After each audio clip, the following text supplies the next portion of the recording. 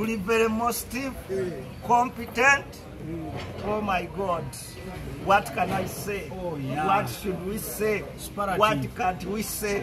What do you want us to say? What do you wish us to say? I don't know.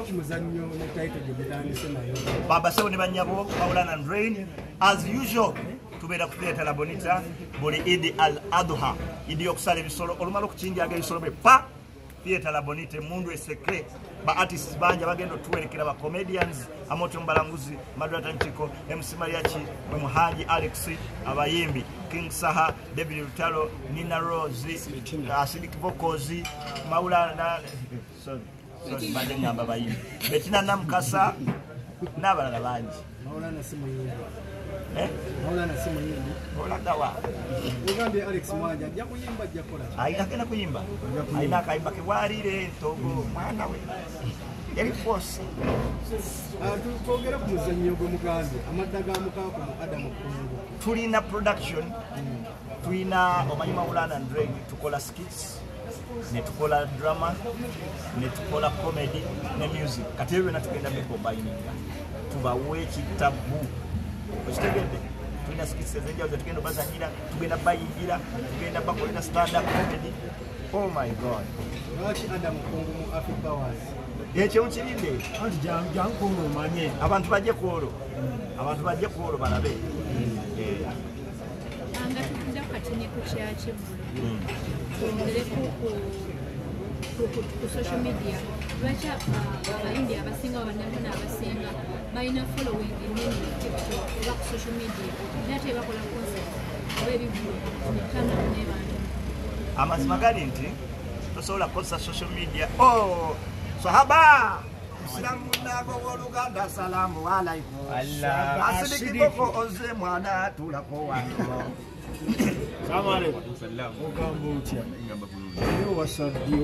basebo ne banyawo ndowooza olunaku lweyongera ku nyuma olunaku lweyongera kufuuka lw'amasavu abamu ku ba artists abagenda tukolerako ye Sheikh Alhaji Mufti Asidiki Vocals ndowooza ekibuzo kyembuuza lwaki ba artists bategeke babeera ne following nyingi ku social media. Ekituufu kiri nti tosobola kukozesa social media yokka nga tokozeseza television stations ne radio stations zituuka wala nnyo nnyo. Sometimes abantu abatufolowinga ku social media tebabeera mu ggwanga, so noba ne following nyingi naye nga half of it eri weerwa ggwanga eri Qatar, Dubai nga tebajja mu bivulu. So boyina okukozesa social media okozese ne TV zino okuba ng'olanga ekintu kyo otakikola beobe wesanga nti Katonda bajja okubeera mu kivu kyo dani omuntu alangidde naye ekintu ekitegeerekeka social media yawukanira ddala ku kintu ekikulawo ekimanyikiddwa. There are few people in Uganda abalina essimu kaka tulinga miliyoni oba nnya ate nga wogata tulinga obukadde ana mu mukaaga so kati olanga kubona abalina essimu ate balina obalekayo basobola obukadde ate n'abalekera abalina essimu nabo beesunga baga tujja mulaba live ku TikTok kati ne batasobola kusasula kujja kukola ki oli aganja gula data GB ya 15 akulabira kati n'atasobola kujja twongera okwebaza ekifo era 92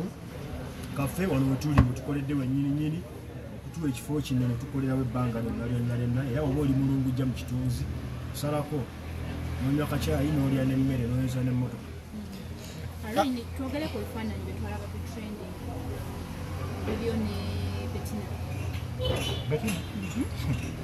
mwe mukyalo ku bya Betina waliwo ebirala ebijja mwe jasi mukyadinga amasimu for starters ebifaananyi bingi okuta Rain Maulana nandiyagadde obuuza Adamu Kungu mumuwalana Adam y'omu ku ba TV presenters betusinga okwagala abamu ku bakwano bange bwesinaako buzibu Adam. Omuntu bwakuyita ku interview osooka kukola ki before nga tonna bagenda ku interview gwe nga Rain olaga wa mbuuza bubuuza oyingira ku interview asonywa kyayigo batadde ku meza alufu oyingira ku okay ka video twakalaba ng'omusajja akubuuza ebibuuzo ate ng'enziramu yo abasinga ne bagamba teyali ya mulembe omusajja wamukola ki ani Adam Kungu Uganda tulina kusooka kubaako kyokoze muntu naye ebyo byonna tugenda sigala nga tugenda mu maaso wali kisobola kutusitopinga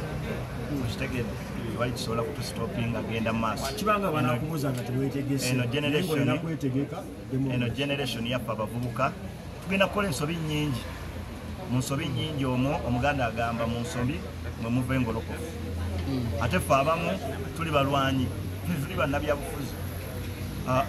ffe tuli bafayita twazze kukyusa ggwanga bwe lina baliteredde bannabyabufuzi ababitegeera ennyo banajja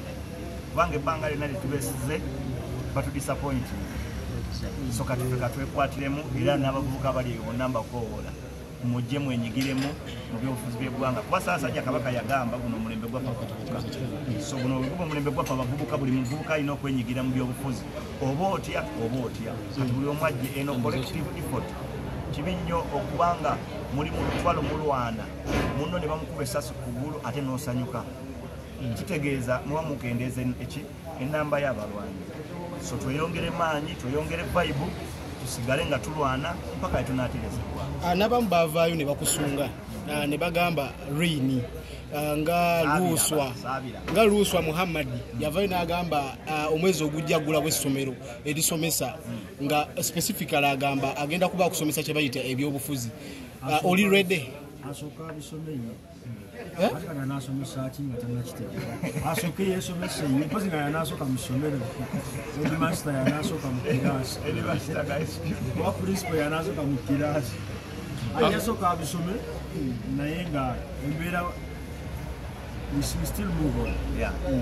era tuli ready okukikirira abantu berubaga very ready okukikirira abantu berubaga ate kati n'amaanyi neeyongedde mangi nnyo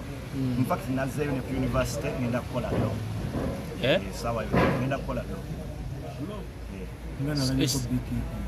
do agala kwewolereza bakusibye nnyo ekimala bansibye ekimala ngenda kukola do wakati mu kulwana olutalo lwammwe nga mwagala okukyusa eggwanga waliwo abagenderera obatement egateega muggwemu amaanyi nga babasindika weebuuzo bye bakubuuza biringa ebyali ebiwendu akati ensonga eri bweti mu bulamu bw'ensi olina okugwa naye ensonga enkulu osituka n'okola otya ogeza n'ogwa n'otasituka kutambula kitegeeza ensi egenda kukulemerera ogenda kufuuka feri naye mu bulamu bw'ensi ng'oyagala okubeera prosperous oyagala okufuuka ekyamaanyi bw'ogwa ate olina kusitusa maanyi so tugenda kugwa nnyo ng'abavubuka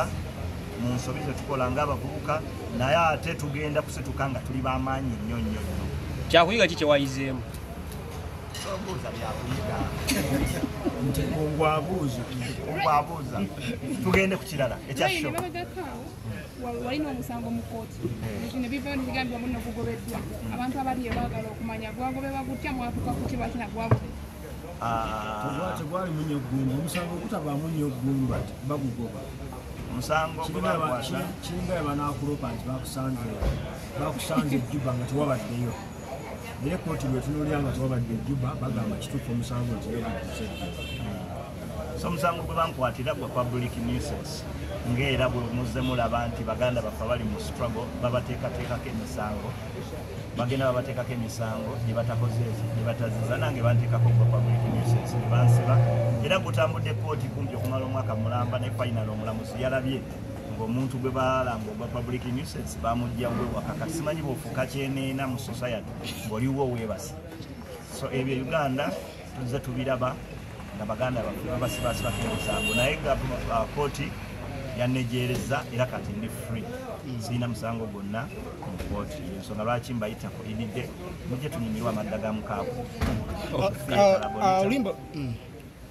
kati oyinza obeera gwe ng'oli free muganda wo ye egigye gyaggwa era naye okudawo ekibuuzo ekyo naawe bajja kusuka kuba abantu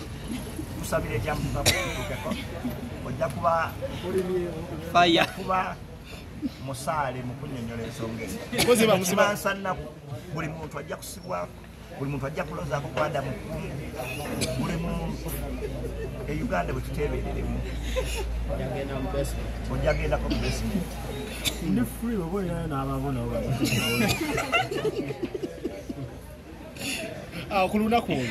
ezimu ku nnyimba z'ogenda okuba ate ng'oyimba kuli oluyimba lwa Hedigalo waliwo right omu akukuluma agamba Maulana and Rain timwamuwa kasente ka luyimba olwo luyaluwandiika kebera ku peji ye kebera yes yali akushinga show leo na tubikola lumu kushinga show nogano osasula omuntu genda ku peji ye genda ku peji ye ojasanga video nga zigamba banange nze ndi okay ndi sote era obumu ku buyimba wetugenda okubayimbira bwe buyimba nga Hedigalo akayimba nga Musenze akayimba nga Long Time nasiriki ajja kuba wawa ina akayimba kekensinga okwagala nyoko nze yakayimba nyoko sikasindi bana mukuze kunasindiki mundi ati munisindiki gwe tuddako ndowooza tuyite abantu mu ngeri basabule banyabo tubakola nga Maulana Andre ku theater la bonita baboyi baffe muje mutuwagire sote tukole ebya gondi magala bagaite mutukole ebya magala nenalo ngo kitoni sheya magala wagiraye bulungi najira muganda wake ire biyengenge byengino byolaba maaso magala mukubiriza njakyogera sheya ngewedde baizo mukubirize bana mwe muilabo a few moments later abantu bo aberubaga bawo bugo babadde batidde nga bagamba hakadi bayinza okutagikuwa abantu banga aberubaga nyoro bagomya moina mukwano gwamwe moina omukulembeze ategeera ekibiina kyemuwagira omukulembeze atakyukakyuka atalibwa leero ayogedde kino leero ayogedde kiri nze ndi musajja wa kigambo kyange obulamu bwange bwonna national unity platform oba kyekituuseewo mu bulamu oba kyekituuseewo ndiba wa national unity platform era ndikiikirira abantu nga mpisa mu kibiina kya national unity platform temunsuubirangayo wadde okukera olunaku olumu ne mundaba nga ntagadde awo nze we nditambulira ebbanga lyonna paka nga tutuuse ku bwanguzi bw'enkyukakyuka era wazeeyo n'okusoma era nazeeyo okukola lo okulaga nti tuli so serious and most lwaki mu posti zonna walonzeewo lwaki mu mbiri walondayo kusiba ezo ndi mukumuliza bano lwaki mu mbiri walondayo kusiba because the bar was solid because the bar was so ate nze nakuze mu lwaki mu mbiri ezo walondayo ezo ono yalonze logo atogenda kuddayo kusoma Mr. Engineer nasoma bingi basalu nayo nindi sagala kuteeka kati ya salu ngende nsanga bingi nina bingi okay ankasidi today era kuti kyuse sound kugamba otya ki ekikugyeyo okuwagira Maulana and Rain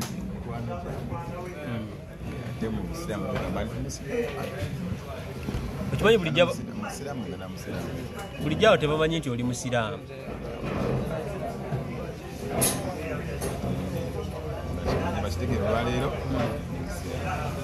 gwani amanya gange obusiraamu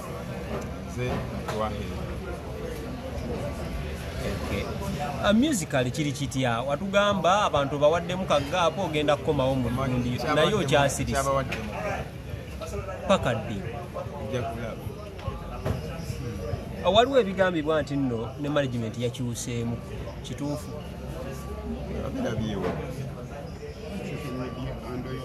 abamu ku bamaneja abo tulabako ku babadde okola nabo otende enamba endala atukayo n'otuwako takisi akiraga nti tokyakola na management ebayita mama baba apositinga Facebook page yo waliwo birabyeko nga ŋŋamba nti sigenda kuddamu kukola sikola na management mama baba wali wapositinga nolaga nti nno ayetaaga okukola naawe n'omuwa namba ndala namba ezibadde nga kiba kiraga mu muntu alaba amangu nti oba ovudde ku kiri kyobadde nakyo oyanjira kinamba si bwe kiri lwaki wakyusa ennamba lwaki wakikola nina ensonga zange nga ziri paso ensonga lwaki nakyusa ennamba oba ziri zaabu kubanga baziggala nga twewolerako nnyo ku bwikironi ne baziggala nenkyusa ennamba mu management yani abadde avunaanyizibwa ku bookings bonna mbadde nawo nga bwokuba kuyolera agituusa. So obudde buno akubira selector reason aleeta omulimu bwamukubira omulimu ne gujja selector reason asobola okuba akuleza ennamba sente ne baziteeka ku simu. So mu bufuuzi zile ennamba bazeesonyiwe bagende ne zino z'oyina endala twateekayo empya zizo ennamba okitegeera zennamba kujja bookings. ki ekikwawula ne mama baba? Sinayawukanako na mama baba genda ku social media zange munaga post eyo nga nkugamba sibula na mama baba. Obutakanya buvaawa Mr. Asibi okugaba ennamba ng'ebbanga lyonna okubanga ziri ennamba okubanga saa zino wamuggyeko. Let me ask you, ennamba gye wasooka najo kyalina paka kati ennamba ebiseera ebisinga mbabadde sikubiddeko okubira Oscar just nziramu nange kyenkubuuza gye wasooka nayo nga wakafuna ennamba kyalina kati oli bulungi abamu tozisula namunetukolinda oli mu mababa oli mu mama baba oba mwazeewo obuzinga ng'omaze okulaba ebintu tebibeere byangu oba contract mwagizizza bujja sindagivaamu. mu mama baba ani avunaanyizibwa omuntu gwategeera nti nno ezire ennamba z'ono azikwata bwekuba kweza ennamba